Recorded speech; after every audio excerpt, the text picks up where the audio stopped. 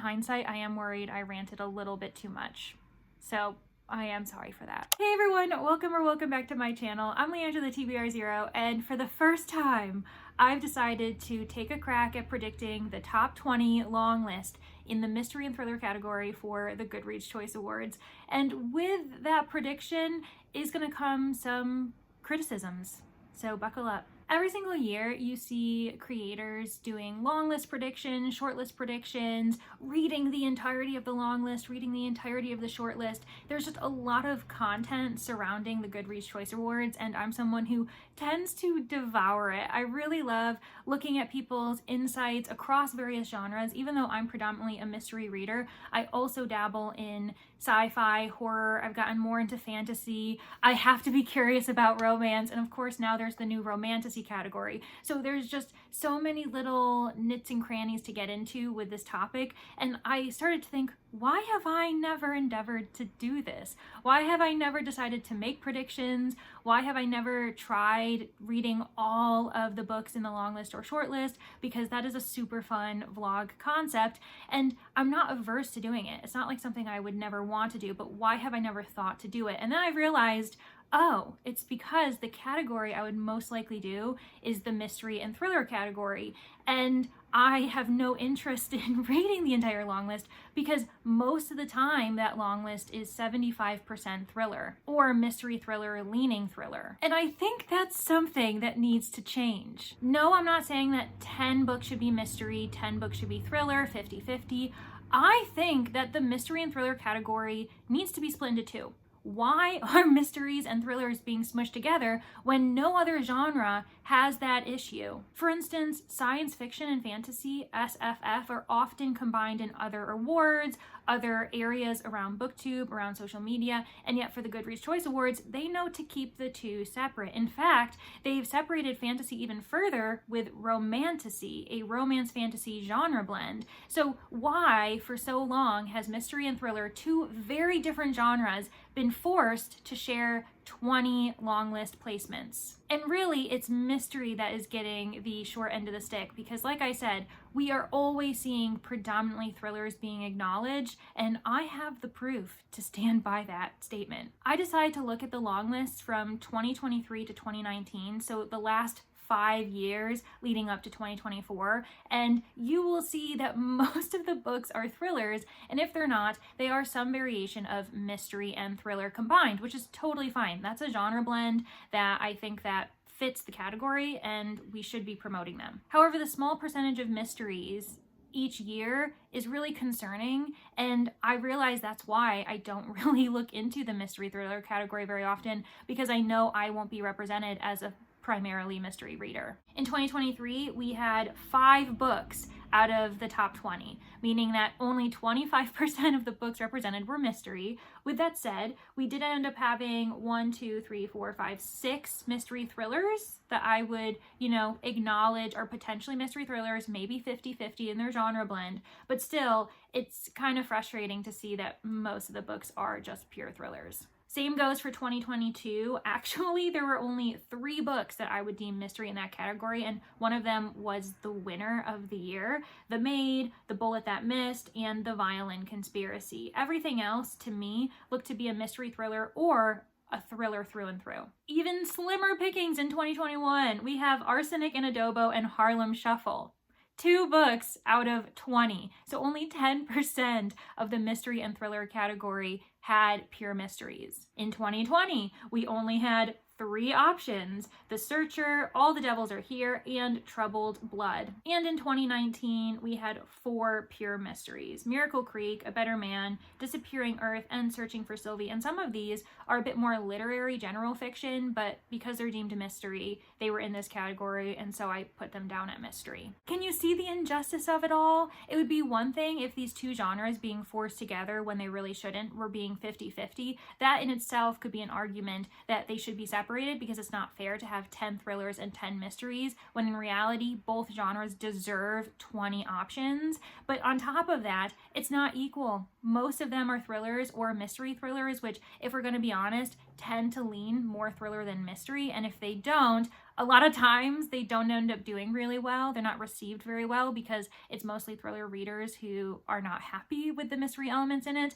I think that there's just this misconception that thriller and mystery, the same readers must be in that pool, and it's not the case. And we see that the fact that there are more thrillers on each list every year, that increases the chances that a thriller is going to be the winner. For instance, in 2023, The Housemaid's Secret, that's a thriller. In 2019, The Silent Patient, also a thriller. Now, The Last Thing He Told Me and The Guest List, those I would deem are mystery thrillers, and actually The Guest List leans more mystery than thriller. And then we have The Maid in 2022. It's the only pure mystery in the last 5 years. Not to mention, in 2018, so 6 years ago, just before The Silent Patient, we had a Stephen King win.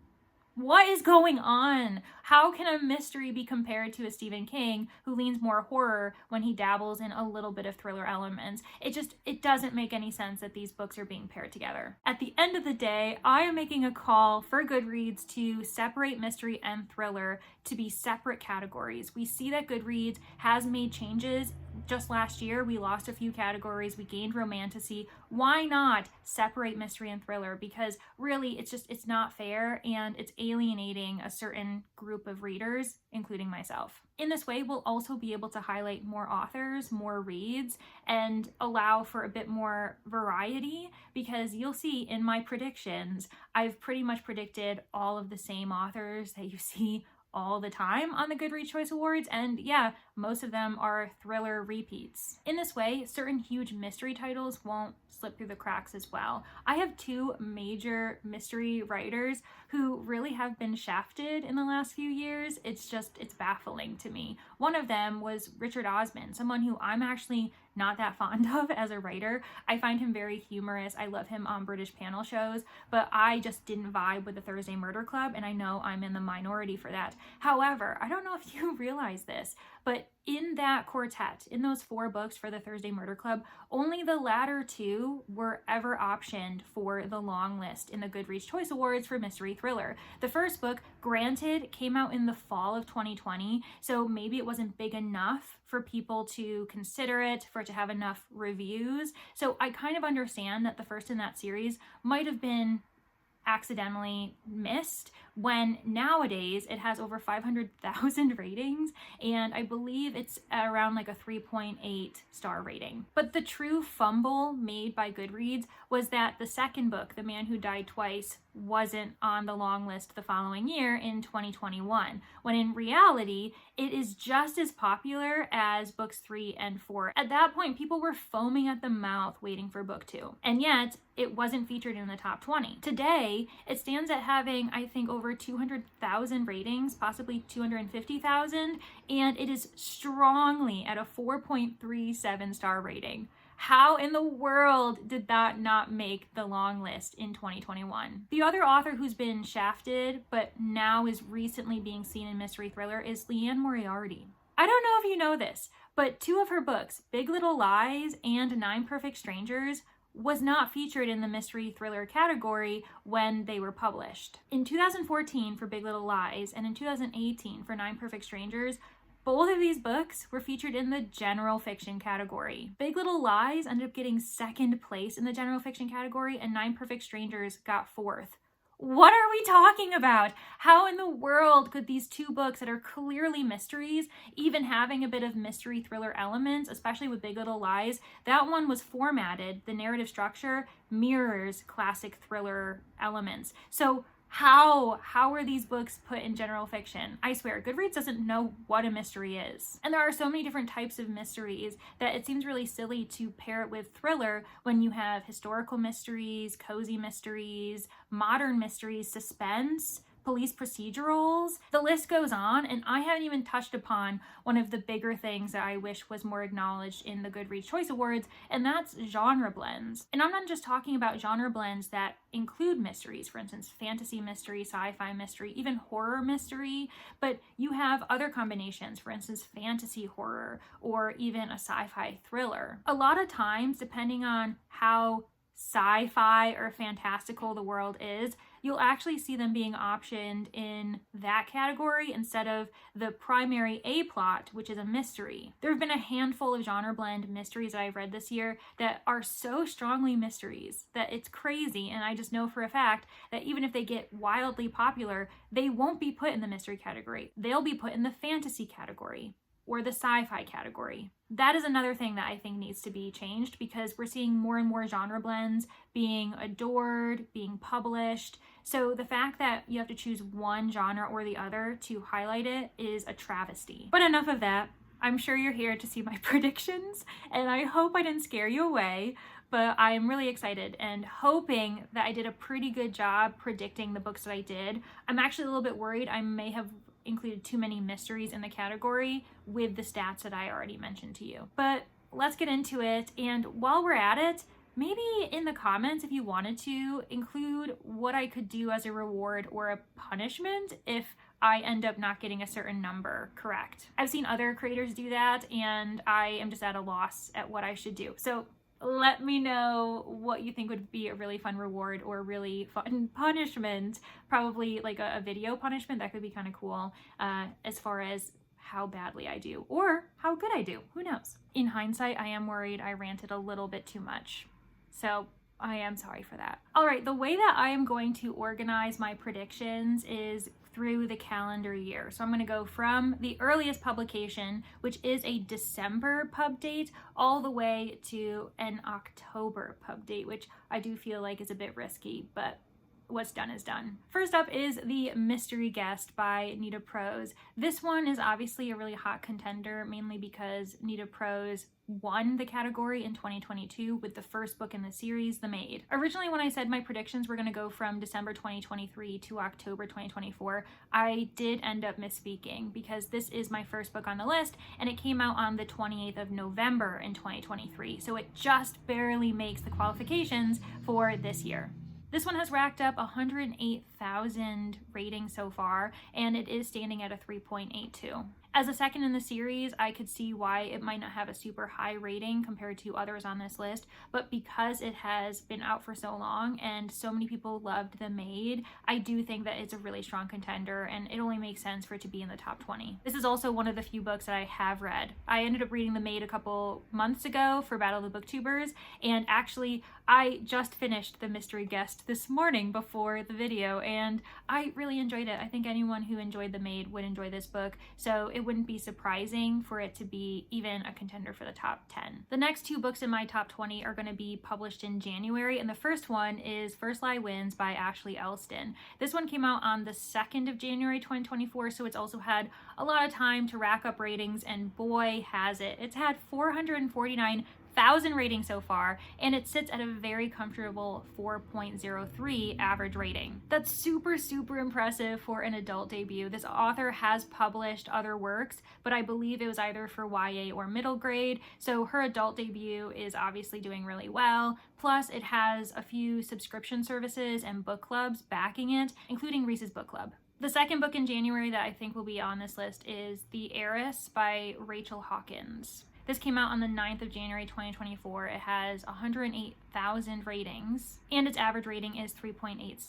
This one is obviously a contender because the author has been featured on the Goodreads Choice Awards list before. Most recently, in 2023, The Villa was placed 13th, and then in 2021, a few years earlier, The Wife Upstairs was 8th. One weakness this book has is that it did come out of St. Martin's Press in the United States, and obviously with the boycott, we probably had less people gravitating towards that title. I only have one book that was published in February in my top 20, and that is The Teacher by Frida McFadden. It came out the 6th of February 2024, and it also has quite a few ratings. 420,000 to be exact, and its current rating as an average is 3.93. Frida McFadden is obviously a huge veteran of the Goodreads Choice Awards. Last year, she ended up winning with The Housemaid's Secret, and that wasn't the only book that made it into the top 20 last year. The Coworker did as well, and ended up placing 15th overall. And the year before that, we had the first book in the Housemaid series that came in 11th. I've placed 3 books published in March on this list. The first one is going to be Tana French's The Hunter. This came out on the 5th of March. It currently has an average rating of 4.11,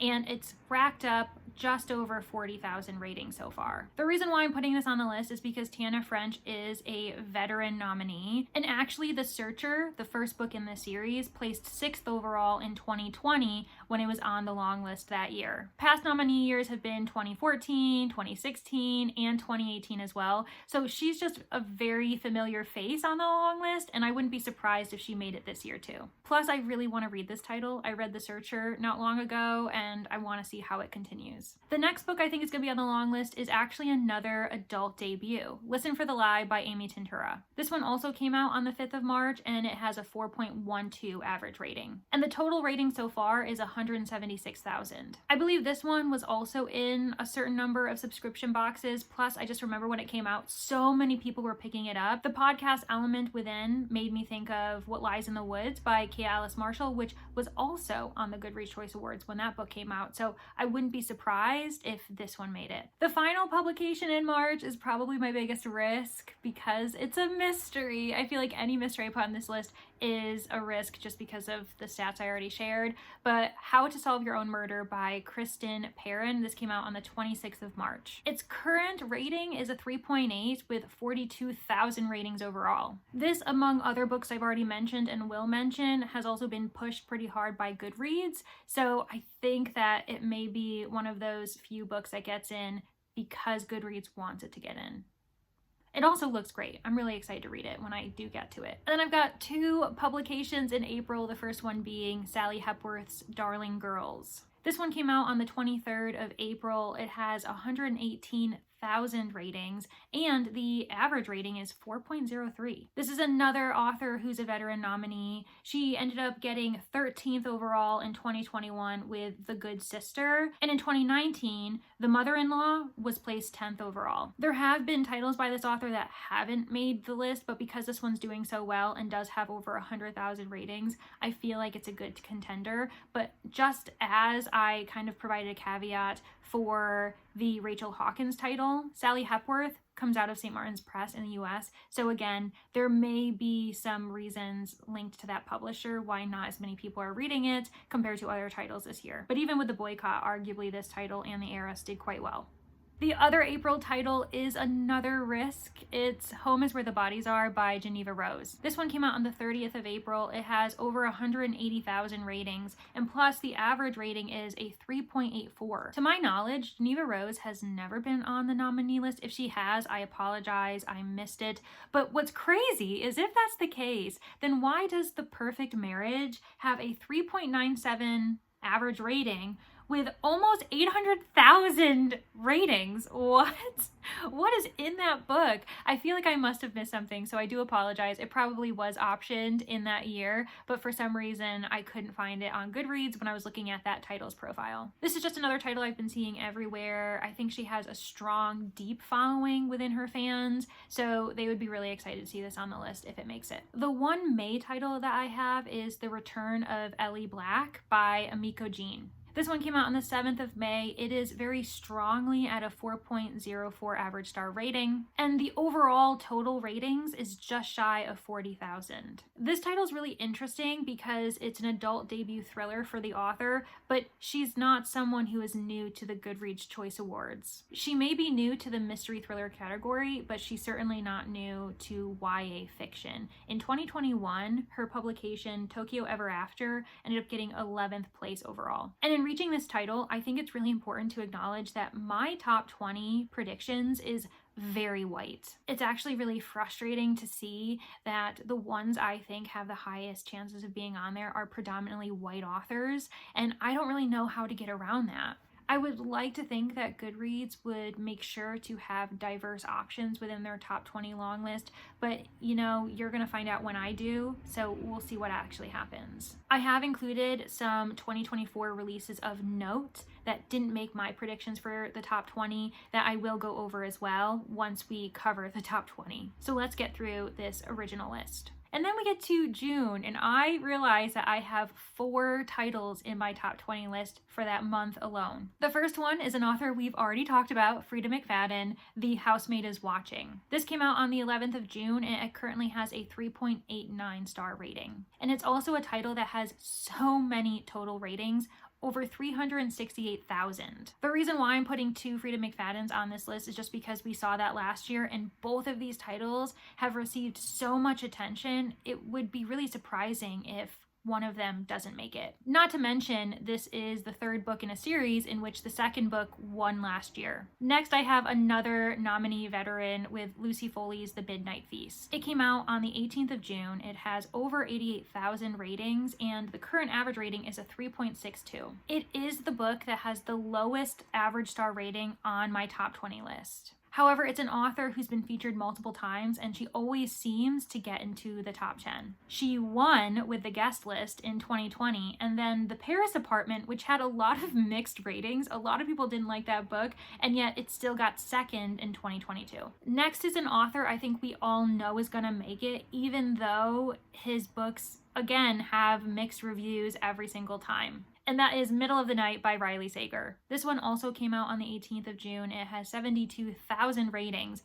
and the current average rating is 3.72. Again, Riley Sager is optioned every single time one of his titles is actually high enough with the 3.5 threshold to make it on the list. The Only One Left got 3rd in 2023, Home Before Dark got 2nd in 2020, and Lock Every Door got 8th in 2019. I haven't seen too many people adore this book, but it's been optioned in various subscription boxes. A lot of people talk about him, and he also has a fan base that will read his books no matter what. And the final June publication I have is the newest Chris Whitaker title, All the Colors in the Dark. This one came out on the 25th of June. It has 84,000 ratings, and the average rating is startling. 4.4 stars. Over 50,000 people within that 84,000 ratings gave it 5 stars. What is in this book? He has also been featured before. His title that was published before this one, We Begin at the End, ended up getting 15th in 2021. Plus, All the Colors of the Dark was one of the Jenna book club picks, which you know means that it has a chance of being on there because we love to see book club choices on the top 20 list. With only 6 more titles to get through, I've got 2 that came out in July. The first one is one I really want to read, and it's The God of the Woods by Liz Moore. This one came out on the 2nd of July. It has over 115,000 ratings, and the average rating is a 4.23. Liz Moore's previous title, Long Bright River, was optioned in 2020, and ended up making 10th place for that Goodreads shortlist. I actually read that book and I did enjoy it. I think I gave it 3 stars, but I promise you, for a book that leans thriller, that's pretty high praise. Also, I've only heard good things about The God of the Woods. It's been recommended to me by multiple people. I have it currently borrowed from the library. It will be read probably in the next week or 2. Next we have What Have You Done by Sherry Lapina. This one came out on the 30th of July, 2024. It has 26,000 ratings. I know that's not very high, and the average rating is a 3.82, but the reason why I'm putting it on this list is because this is a veteran nominee, and like I said, Goodreads likes to put them back on the list every time a new book is published, as long as it's doing pretty well. Not a Happy Family was featured in the 2021 list, and it got 17th place overall. The Couple Next Door ended up getting 10th overall in 2016. I also think that this book is pretty strong. I read it and I actually enjoyed it, and I don't get to say that a lot about mystery thrillers, and this one was a pretty good 50-50 split, so I personally would like to see it on the list, so maybe I'm being a bit biased by predicting it in my top 20. The next book is the only August publication I have on this list, and it's the newest Karen Slaughter. It's called This Is Why We Lied. I believe this is something like 12th or 13th in her ongoing series, so I know that typically that doesn't sound like it would be a book optioned, but this series has been offered a few times before. And this one, coming out on the 20th of August, currently has a 4.38 star rating, and it doesn't have many ratings, only about 17,000, but how high that rating is in average, and the fact that this series has been featured multiple times throughout the years, it doesn't usually do very well, but they keep featuring it, so I think that Karen Slaughter is going to be put on there. Only 3 more left, and 2 of them came out in September. Here One Moment by Leanne Moriarty came out on the 10th of September. She's another person who tends to be featured in the Goodreads lists, sometimes mystery thriller. Back in the day, for some reason, general fiction, as I already mentioned. Very weird. And this title's doing pretty well so far. It has 23,000 ratings and the average rating is a 4.17. She's also been on the New York Times bestsellers list for the past month, and if that continues, that means more people are buying her book, more people are reading, and she's just a really well-loved author, so I feel like she'll be on the list. Speaking of well-loved authors, Richard Osman. His book came out on the 17th of September. It's the newest one called We Solve Murders. I believe it's a new book in a new series, as he ended up finishing the quartet for the Thursday Murder Club. This one has nearly 17,000 ratings, so really it hasn't reached its full potential, but that's what happens when you have a fall publication date, and the average star rating is a 4.28 though, so very high. As mentioned, he was shafted with his first two books in the Thursday Murder Club series, but the latter two were featured. The Last Devil to Die ended up getting 4th in 2023, and the third book in the series, The Bullet That Missed, got 2nd in 2022. So it would just be crazy if he wasn't featured for his newest book for a brand new series. And then finally, a book that, now that I think about it, probably won't make it on the list because it's so new and not very well known, but I couldn't bring myself to predict 19 white authors in the top 20. So I am going with Society of Lies by Lauren Ling Brown. This one just came out the 1st of October. It's very new,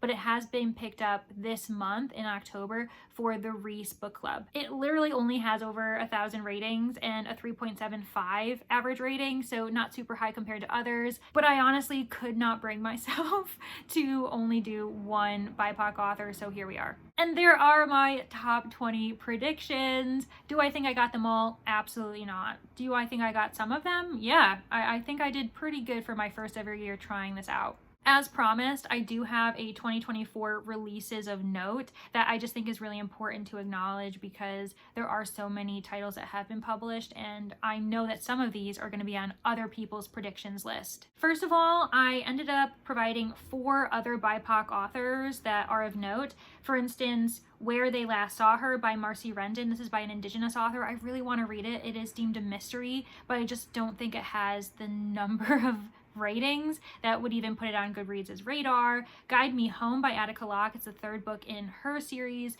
and I have read one book by her before, Pleasantville. It's a part of another series that she's written, and I just don't think that she gets acknowledged very often, but she's a really strong writer as well. Missing White Woman by Kelly Garrett. This one only has like a 3.52 star rating, so it's really low, although it does have nearly like 6,000 or 7,000 ratings. I can't see it making the list because it just barely would qualify with a 3.5 or higher average rating. And then another one that I think could be a contender, but you don't often see a translation optioned, even though it qualifies because it came out years ago, but the English translation just came out this year, so it could be put on the list, and that is Butter by Asako Yuzuki.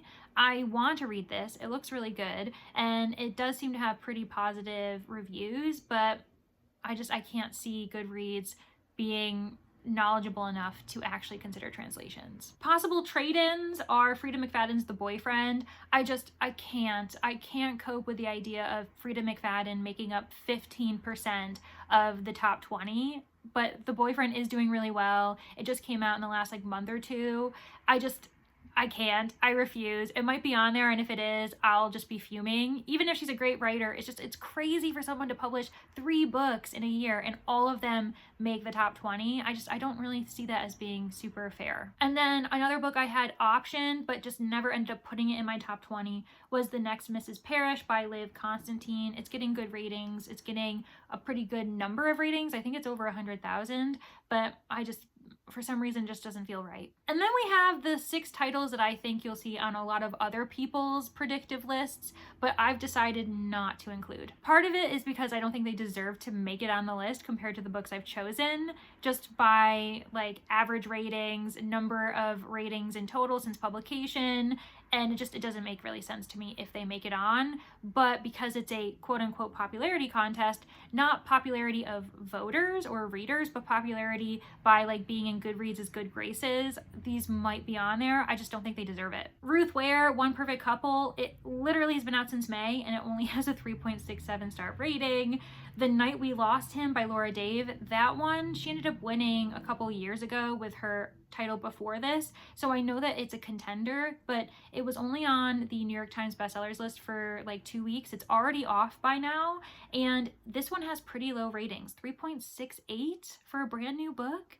I just can't see it making the list. Stacey Willingham has been optioned before, however this one just doesn't seem to be doing super well. A 3.56 star rating average, that's super low. Like I said, no other books except for maybe The Midnight Feast had a low rating like that, so I don't think it should be on there. Then we have Murder Road by Simone St. James. This one has been labeled more highly in the horror category than anything else, according to the labels on Goodreads, which I think is insane, because this is not horror. I am biased because I DNF'd this book, but the fact that it's been out since March and it only has 36,000 ratings compared to books published around the same time, and it's only at a 3.71 with that, I just don't think it should make it on the mystery thriller list. The last one, At the Wedding, this one is by the author who wrote Hidden Pictures. He won the horror category with that title in 2022. The reason why I have it on this kind of books of note for the mystery thriller category is because this one is being marketed as a thriller, and I could see Goodreads wanting to highlight an author who's won a different category within this one. I mean, we saw it with Stephen King, we've seen it with other titles, but this one I know is also facing some controversy, not the title itself, but the author, due to certain content within Hidden Pictures. So the backlash for that may prevent him from actually being on the list. Plus, it literally just came out on the 8th of October, so I don't really think it's been around enough for people to even like acknowledge it. And finally, the book that I think possibly could be on this list, but I really don't think it deserves it,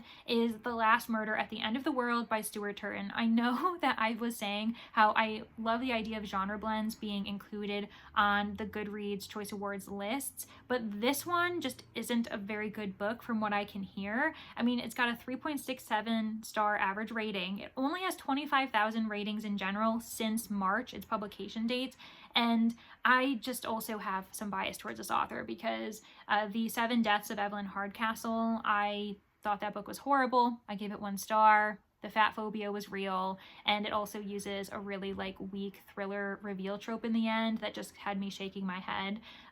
Also, there's a depiction of someone, he is in the body of a character who commits SA and he feels his urges, and I just was like, by the end, why did we even do that? That literally didn't have any element to the plot at all, but okay, Stuart Turton, you work through your stuff. But because he's been optioned twice before with The 7.5 Deaths of Evelyn Hardcastle, placed 11th in 2018, and The Devil and the Dark Water, 9th in 2020, I am acknowledging that he might be put on there just because he's already been featured twice before.